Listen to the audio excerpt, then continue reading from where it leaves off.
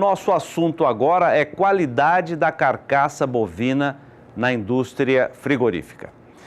Eu vou conversar com o Caio Rossato, que é zootecnista. Ele tem uma empresa chamada PEC-BR e há muito tempo acompanha os abates de bovinos na indústria frigorífica. Ele já acompanhou abates de mais de 85 mil cabeças na indústria e já inspecionou carcaças de 950 lotes em frigoríficos. É um número bastante expressivo que dá uma experiência muito boa para a gente trazer o Caio aqui para falar desse assunto. A qualidade da carcaça, que é fundamental no bolso do pecuarista. O pecuarista entra com um animal pesando vivo lá 15, 16, 17 arrobas, mas o resultado final, após o abate, pode até surpreender o pecuarista em função de uma série de detalhes que a gente vai abordar aqui com o Caio. Tudo bem, Caio? Bom dia, Zaidan. Muito obrigado. Obrigado pelo convite. Estamos aqui mais uma vez. Que legal. Ô Caio, tem um termo que vocês usam muito chamado performance de carcaça no frigorífico. O que é isso?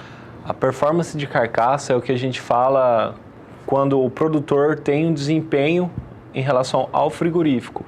Então a gente já não leva mais aquele conceito somente de rendimento, e sim o conceito de idade, acabamento, o rendimento também, mas outras características que a gente faz com que ele entenda que não é só o fator rendimento de carcaça, e também leva em consideração a rentabilidade, que é a bonificação, o valor que ele está recebendo por arroba, né? Que é os parâmetros zootécnicos que envolvem o abate em si. O pecuarista entra com o seu animal no frigorífico, embarca os seus animais, né, pesou na fazenda, e é o resultado, aquilo que ele recebe da indústria frigorífica. É comum ele ter surpresas, ficar decepcionado com o que o frigorífico paga pelo rendimento da carcaça? Sim, é bem comum a gente ver essa falta de comunicação entre frigorífico e pecuarista. Uma, porque muitas vezes o pecuarista ele envia um animal em que não tem um desempenho tão relevante para a indústria frigorífica, né? São animais que não têm um rendimento de carcaça, vamos dizer assim, esperado do que ele tem de expectativa. E também tem o contrário, né? Aquele produtor que produz animais e que ele não conhece a qualidade da carne daquele animal. Então, quando a gente direciona para algum mercado diferente, ele tem uma rentabilidade muito superior do que ele está acostumado, né? Então, a surpresa ao contrário. Isso, então. A gente vê os dois extremos também, tá?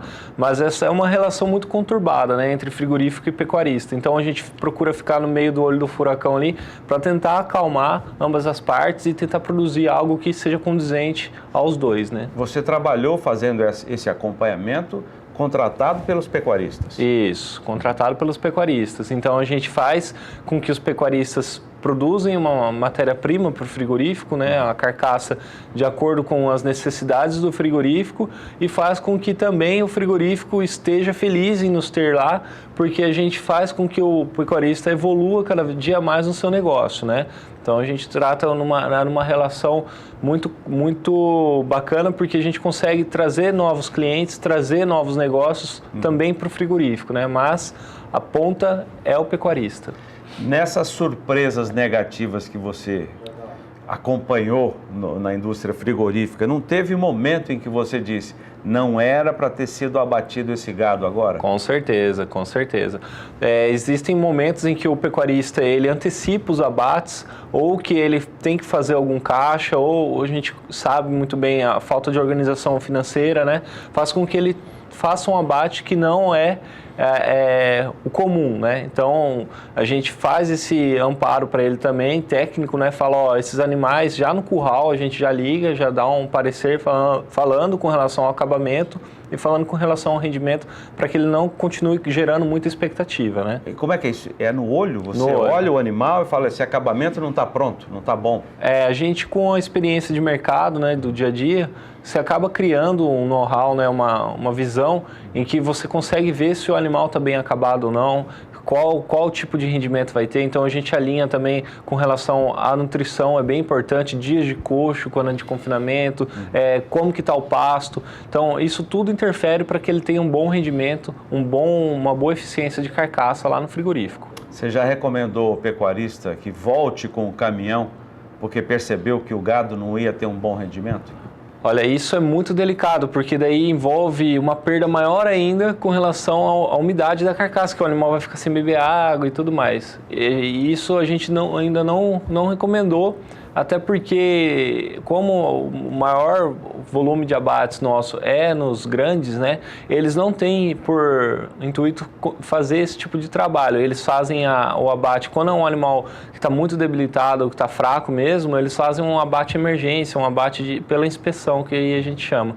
Mas quando é um lote mais fraco, eles acabam abatendo e fazem a penalização no caso. Então, a indústria foi o meio que ela achou de não devolver os animais, mas penalizar o produtor lá na indústria. O que determina um bom rendimento de carcaça, ou seja, uma remuneração melhor para o pecuarista?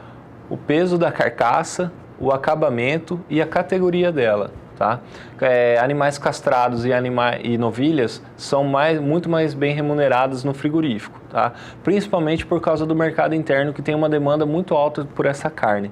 Então a gente vê que animais que são novilhas e machos castrados, que têm raças também específicas britânicas, taurinas, elas estão começando a ter uma remuneração diferenciada no frigorífico por causa da demanda interna de carne de qualidade, que aumentou muito.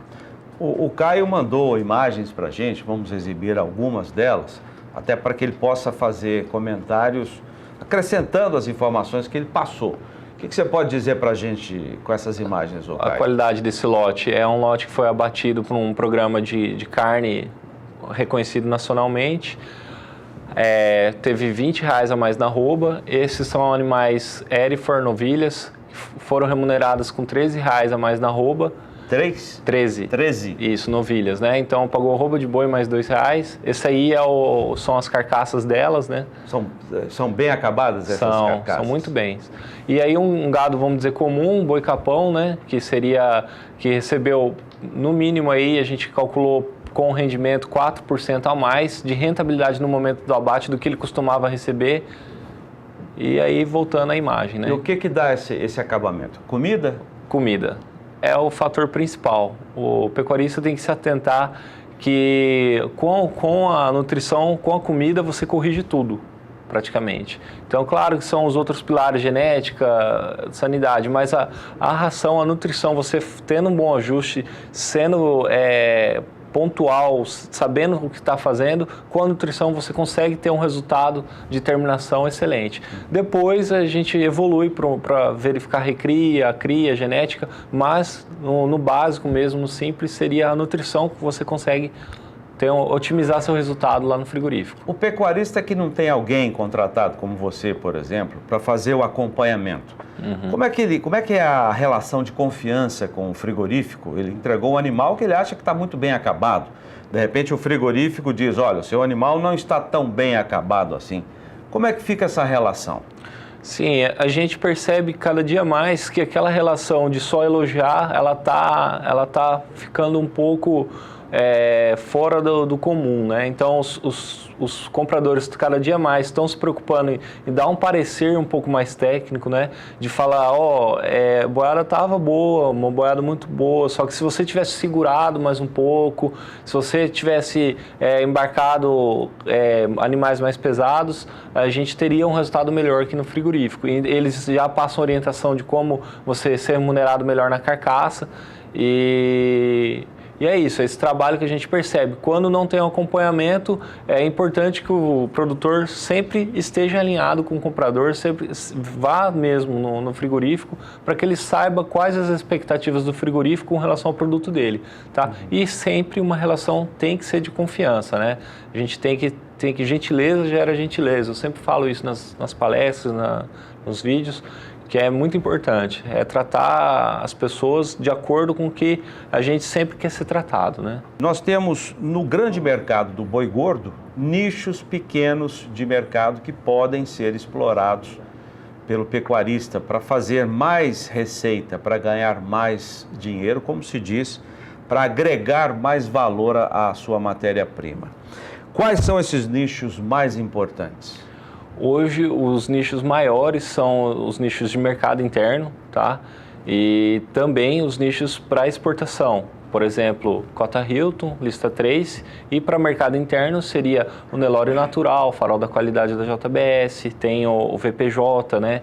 O Angus, a certificação do Angus, que roda em várias plantas, e o novo programa também hoje que chama o 953 da JBS, que pega raças britânicas e raças taurinas, né? Então, é um programa que remunera muito bem o pecuarista.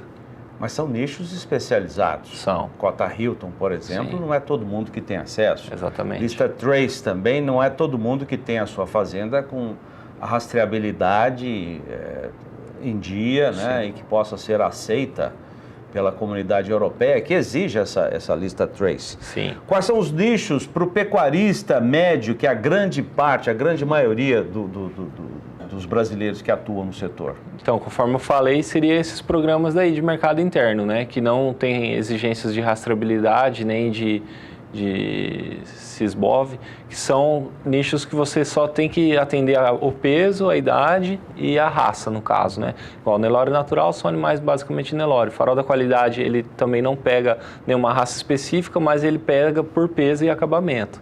E aí a gente tem o Angus, que roda nas grandes indústrias Minerva, JBS, também alguns pequenos frigoríficos, que também abatem novilhas e machos Angus para esse programa de fomento. Então, a remuneração é além da média mesmo, chega a dar R$6, R$7 a mais na arroba. Vou pedir para colocar novamente as imagens que o Caio trouxe para a gente, de uma boiada antes do abate e agora com a carcaça já dependurada na câmara fria.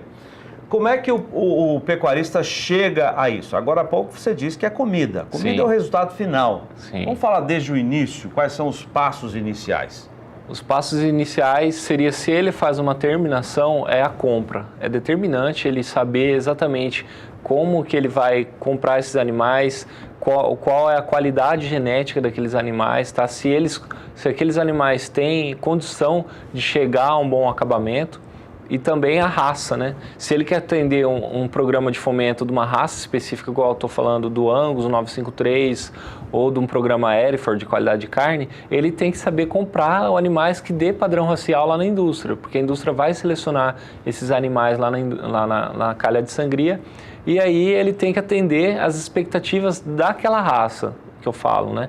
Que seria o quê? O peso, o acabamento. Então, um animal Nelore, ele tem uma condição uma maturidade fisiológica, a gente fala que a carcaça ela acaba mais rápido do que o Angus. Então, enquanto o Angus pode ser abatido a 23, 22 arrobas, o Nelore com 19 arrobas, 20 arrobas, ele já está muito bem terminado, né? Então, tomar todo esse cuidado para que a gente possa ter um peso de embarque ideal para atender a expectativa no frigorífico. O engordador de boi tem que escolher bem o criador. Sim, eu vejo que é o grande gargalo hoje, tá? Animais que têm genética, animais que têm condição já vindas da cria e da recria principalmente, eles têm um desempenho muito diferente lá no frigorífico. A gente mensurou até para um cliente confinador, deu uma média de 1,2% a mais de incremento no rendimento de carcaça, animais crioulos para animais de compra. Então ele falou, agora eu vou melhorar a minha compra. São aqueles que você cria na fazenda. Cria e engorda. Isso. Cria, recria e engorda. Os animais de ciclo completo tiveram uma melhor performance do que os animais que vieram lá de compra dele, né? Então, foi o que ele bateu em cima agora. Ele falou, agora eu tenho que melhorar a minha compra para poder afinar ainda mais meus resultados lá no confinamento. Existem diferenças entre o acabamento das raças? Você disse o Nelore e o Angus, você citou algumas, mas antes você tinha citado o Hereford também. Isso. Quais são as características de acabamento das principais raças de corte? As características de acabamento, conforme maior a necessidade fisiológica de maturidade do animal, por exemplo, igual o Hereford termina muito tardio, você tem que, é igual uma Ferrari, né? Você tem que dar o melhor combustível para ela, para que ela possa desempenhar ao máximo. Então, se você quer criar esse tipo de animal, você tem que dar condição. Um charolês, um Canchin, um Angus, um Hereford, ele tem que ter sim condição muito além do Nelore, tá? Porque ele é um animal que exige condição nutricional, muito mais do que o Nelore. No cruzamento entre o zebu e o taurino, por exemplo, quais são as principais observações que devem ser tomadas para que se chegue a essa carcaça ideal? O zebu e o taurino, ele fica um casamento perfeito, que a gente fala, né? Que seria o índice ideal para a nossa região do Cerrado, né?